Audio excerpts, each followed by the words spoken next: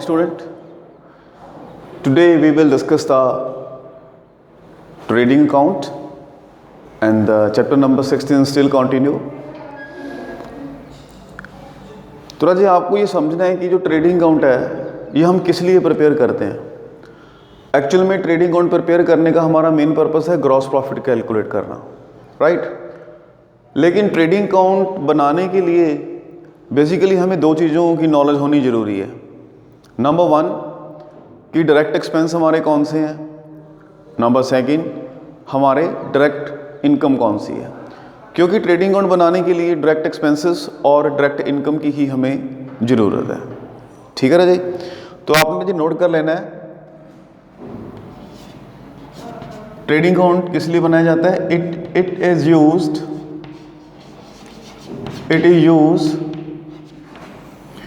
To know the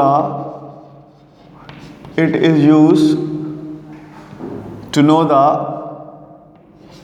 gross profit,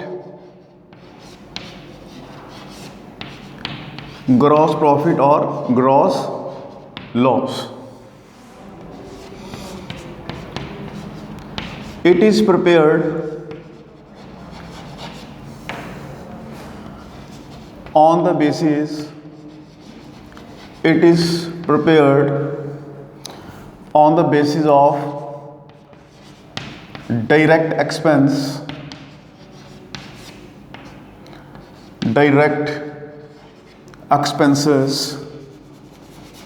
and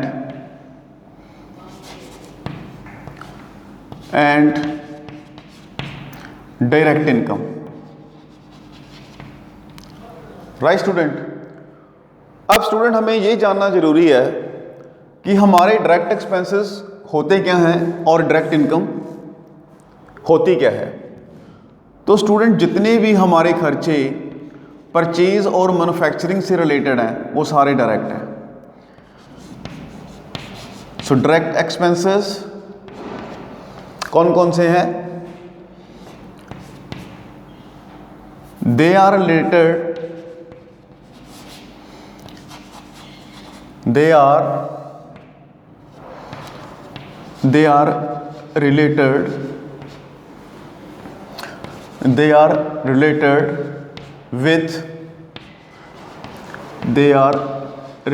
with manufacturing.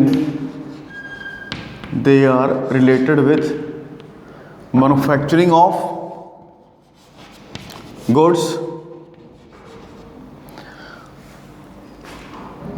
और you can say factory expense.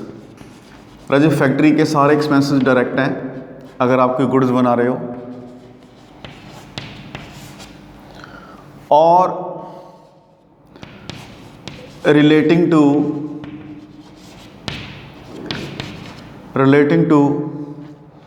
Purchase of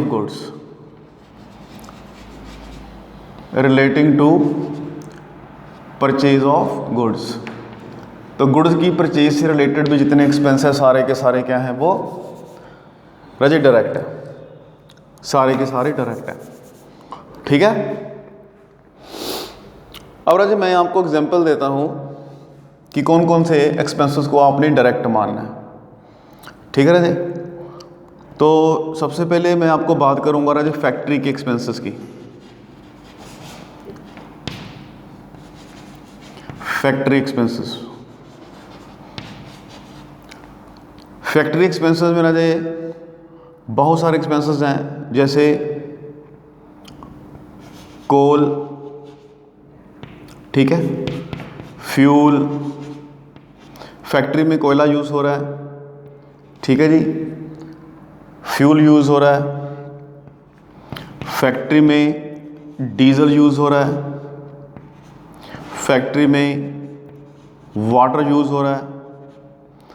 factory building की depreciation है.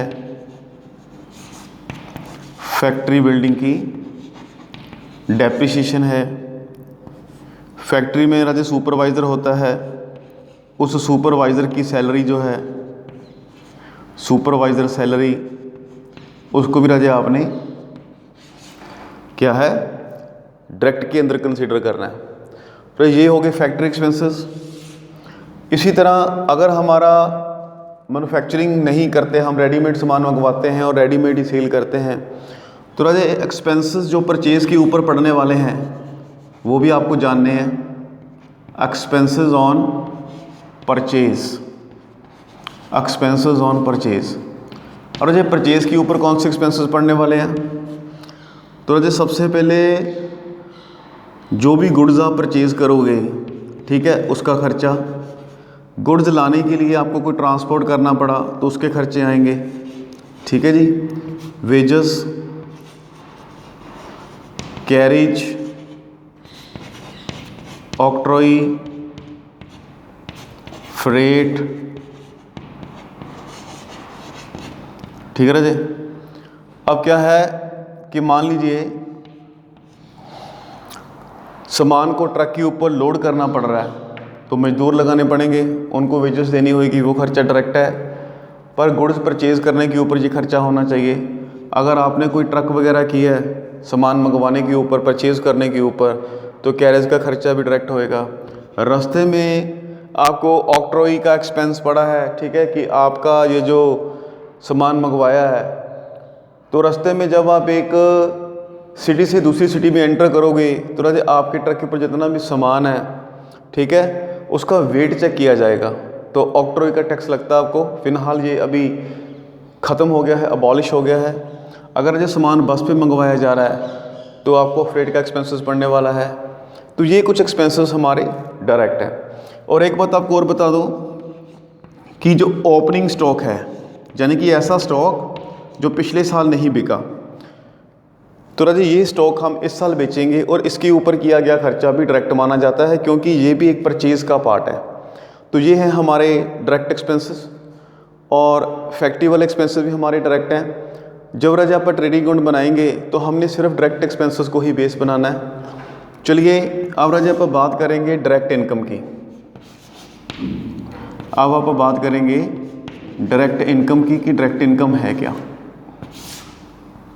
अजी जो income आप अपने प्रोडक्टों को सेल करके कमा रहे हो वही डायरेक्ट इनकम है, ठीक है। ये ट्रेडिंग इनकम बोल देंगे इसको।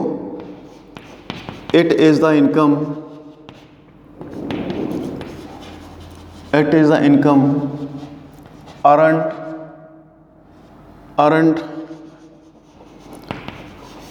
ड्यूरिंग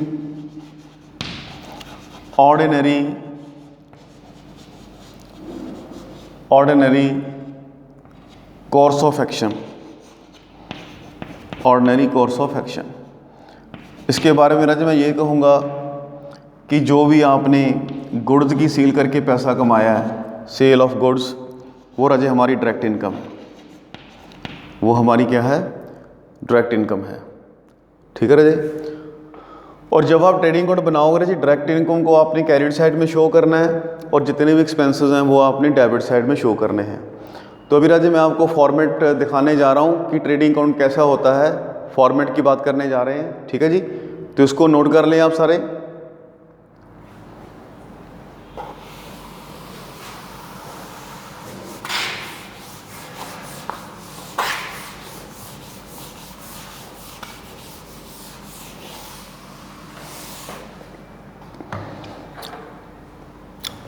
और ये जो हमारा ट्रेडिंग अकाउंट है, ट्रेडिंग अकाउंट, तो जो ट्रेडिंग अकाउंट में आपको फॉर्मेट का पता होना चाहिए।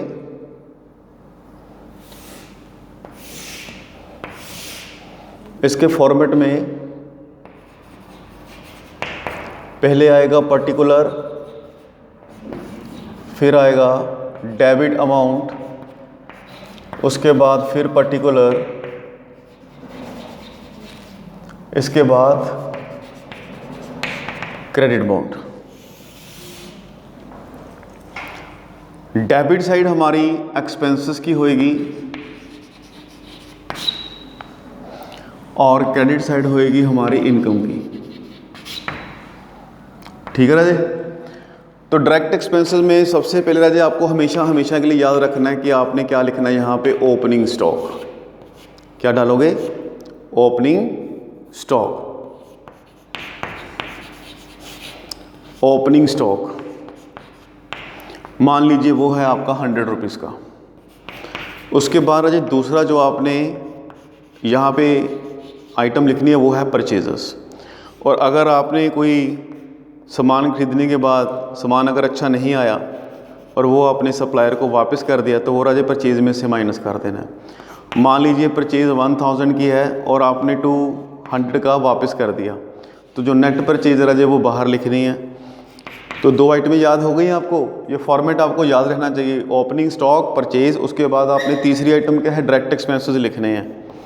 तो राजे आप हेडिंग डाल सकते हो कि थर्ड में क्या आएगा, डायरेक्ट एक्सपेंस। अब डायरेक्ट एक्सपेंसेस कौन से हो सकते हैं, मैंने आपको बताया था वेजेस हो सकता है, ठीक है जी, और कैरिज हो सकते हैं, ऑक्ट्रॉय हो सकता है, इसके बाद मैंने बोला था फ्रेट होगा, FREIGHT फ्रेट।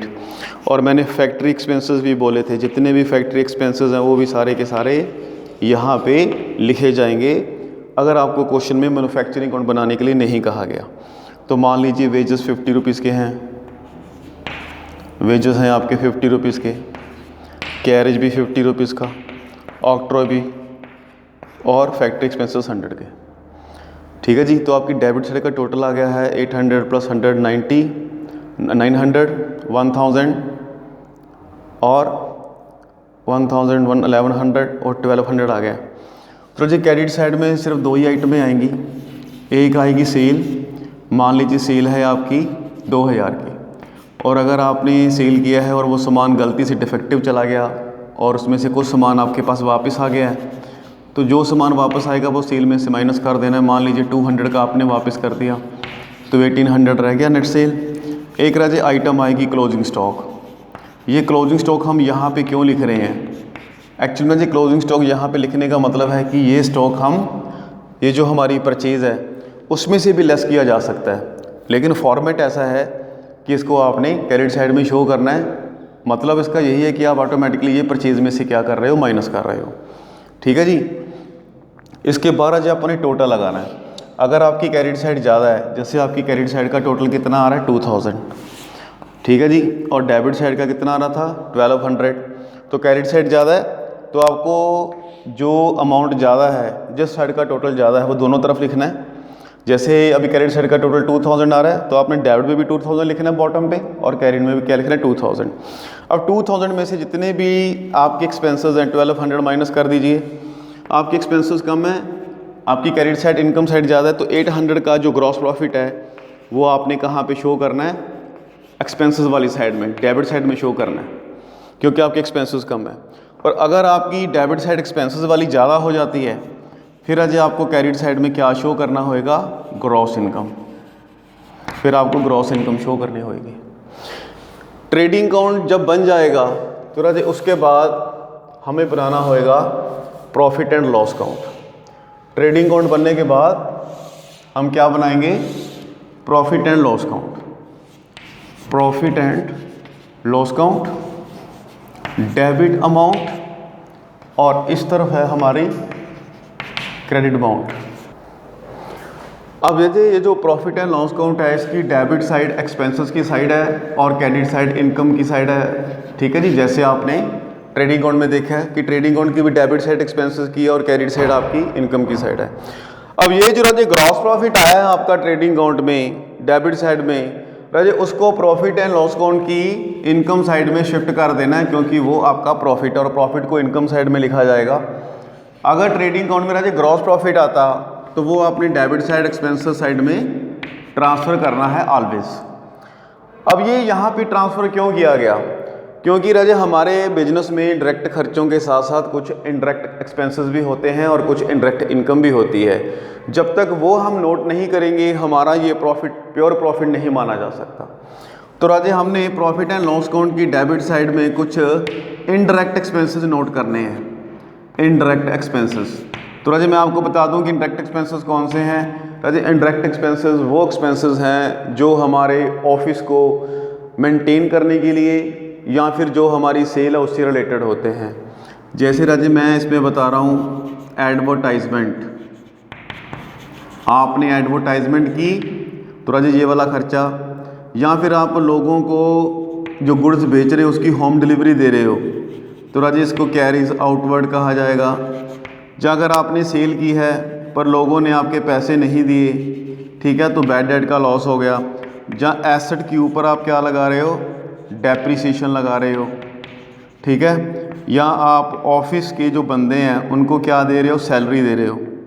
ऑफिस के जो बंदे हैं उनको क्या प्रोवाइड कर रहे हो, सैलरी दे रहे हो। तो ये जो एक्सपेंसेस हैं ये आपके इनडायरेक्ट एक्सपेंसेस हैं। उसी तरह अगर आपने कोई बिल्डिंग किराए पे दी हुई है और आपको रेंट रिसीव हो रहा है तो राजे वो आपकी इनकम है, क्योंकि ये गुड्स बेच के नहीं हो रहा, आपको ऑफिस की इनकम तो है ना। इसी तरह अगर कोई बैड डेट रिकवर्ड हो जाता है, पहले पैसा आपको मिला नहीं, बाद में क्या हो गया, रिकवर्ड हो गया, तो ये आपकी इनडायरेक्ट इनकम है। अगर आपको कोई कमीशन रिसीव होता है, ठीक है जी, तो वो भी आपकी इनडायरेक्ट इनकम है। तो मान लीजिए रेंट 200, डेट है 200 और कमीशन आपका जो है 800 आपको रिसीव हो रहा है। और आपके ये जो एडवर्टाइजमेंट है मान लीजिए 100 है, कैरीज 50 है, बैड डेट 50 है, ठीक है जी, डेप्रिसिएशन मान लीजिए 100 है, सैलरी भी 100 है। तो इस तरीके से कुछ इनडायरेक्ट इनकम है और कुछ आपकी इनडायरेक्ट एक्सपेंसेस हैं। तो इनडायरेक्ट इनकम कौन सी इनकम होगी, जो गुड्स बेचे बगैर, ठीक है जी, आपको किसी और सोर्स से इनकम हो रही है। और इनडायरेक्ट एक्सपेंसेस कौन से हैं, जो परचेज से संबंध नहीं रखते, जो मैन्युफैक्चरिंग से संबंध नहीं रखते, जो सेल या ऑफिस के खर्चे हैं। इसके बाद आज आपने टोटल लगाना है। तो आप देख रहे हो कि आपकी क्रेडिट साइड इनकम की साइड है और इनकम की साइड का जो टोटल है वो 2000 आ रहा है, ठीक है जी, कितना आ रहा है, 2000। और अगर आप डेबिट की साइड देखो, ठीक है जी, तो 400 रुपीज़ का टोटल बनता है। आपके एक्सपेंसेस 400 हैं और आपकी इनकम 2000 है, तो 2000 को दोनों तरफ लिखा जाएगा, उसमें से 400 लेस कर दीजिए, ठीक है जी। तो 1600 का आपका ये जो एक्सपेंसेस साइड में क्या शो हो रहा है, नेट प्रॉफिट, ये राजी नेट प्रॉफिट है। और अगर आपकी एक्सपेंसेस की साइड ज़्यादा आएगी तो राजी क्रेडिट साइड में जो आएगा उसे अपन नेट लॉस कहेंगे, ठीक है जी। और ये जो आपका नेट प्रॉफिट आया है राजी, इसको आगे ट्रांसफ़र कर दिया जाएगा बैलेंस शीट में। आप नीचे लिख सकते हो ट्रांसफ़र टू बैलेंस शीट, ठीक है जी, transfer to balance sheet, transfer to balance sheet. और ये बैलेंस शीट में क्या होएगा, लायबिलिटी साइड में कैपिटल दी होगी आपकी। अगर तो आपको नेट प्रॉफिट आ रहा है तो ये कैपिटल में ऐड हो जाएगा, और अगर लॉस आ रहा है तो ये कैपिटल में से क्या हो जाएगा, माइनस हो जाएगा। तो राजी उम्मीद है कि आपको ट्रेडिंग अकाउंट और प्रॉफिट एंड लॉस अकाउंट की नॉलेज मिल गई होगी। डायरेक्ट एक्सपेंसेस क्या होते हैं, डायरेक्ट इनकम क्या होती है, इनडायरेक्ट एक्सपेंसेस क्या होते हैं, इनडायरेक्ट इनकम क्या होती है, इसकी नॉलेज मिल गई है। तो स्टूडेंट इसके बाद हम अगली वीडियो में इसका प्रैक्टिकल करेंगे, ट्रेडिंग अकाउंट बनाएंगे, प्रॉफिट एंड लॉस अकाउंट बनाएंगे, ठीक है राजे। तो इसको आप एक बार खुद भी बुक पे सेल्फ देखें कि ट्रेडिंग अकाउंट में कौन कौन सी आइटमें इन्वॉल्व हैं, प्रॉफिट एंड लॉस अकाउंट में कौन कौन सी आइटमें इन्वॉल्व हैं, डायरेक्ट खर्चे क्या है, डायरेक्ट इनकम क्या है, इनडायरेक्ट एक्सपेंसेस क्या है और इनडायरेक्ट इनकम क्या है, ठीक है जी। नेक्स्ट वीडियो में हम इसका प्रैक्टिकल करेंगे। Thank you.